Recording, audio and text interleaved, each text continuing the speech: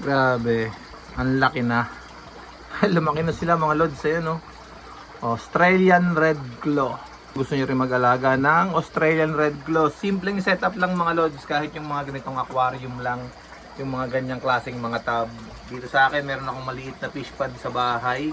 So pinaglalagyan natin yan dito ng mga pang-out natin. Pero eto kasi minsan pag di nabibili agad. Ayan.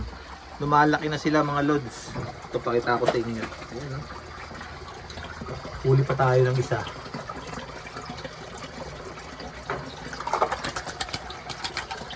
Ayan. Diba? Mag-aaway na sila. Ayan, malalaki na yung mga ano natin mga lods. Crayfish natin dito sa pond. Ito mga pambenta ko tong mga to mga lods. Pero lumalaki na talaga sila dito. Ayan. Pagka, ito may nagbalat nga rito. Ayan, oh. Ayan, oh. Laki ng ano, shell. Asan kaya to? Ito mga pinanga-out ko to mga lods. Kasi yan, pag nangingitlog sila, yan, yung mga breeder nating nangingitlog. Sineseparate natin yung mga breeder. Ayan, o. Yan, kung gusto nyo rin mag-alaga na ito, magsubukang crayfish farming. Ito mga lods, pwede yan pang benta, pang kain, pang export. Yan, lahat ng gusto nyo gawin, pwede dyan. Gusto nyo kumita, ito easy lang. Hindi nyo na kailangan mamuuna ng malaki. Ito breeder, oh. Ayan, oh. Oh, 'di ba? Ang bilis lang magpaitlog ng crayfish. Ganyan lang kasimple mga lods. Pag nangitlog yan mga lods, sobrang dami, yan.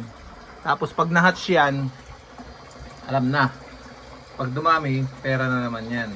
So, ganoon lang kabilis. Crayfish farming, napakaganda niyan mga lods. Pero syempre, kailangan pa rin ng proper guide. Kaya gumagawa tayo ng mga videos tungkol sa pag-aalaga ng ganito. Para mas hindi sila mahirapan doon sa mga beginner. Hindi sila mahirapang mag-alaga ng mga crayfish. Ayan. So, sa akin dito, napakadami niyan. So, meron tayo sa farm. Ayun. Ito mga lods, oh. Oh, dito sila lahat, oh. Tago lang sila sa hides. Ayan. Basta may hides lang sila mga lods. Buhay ang mga crayfish natin na yan.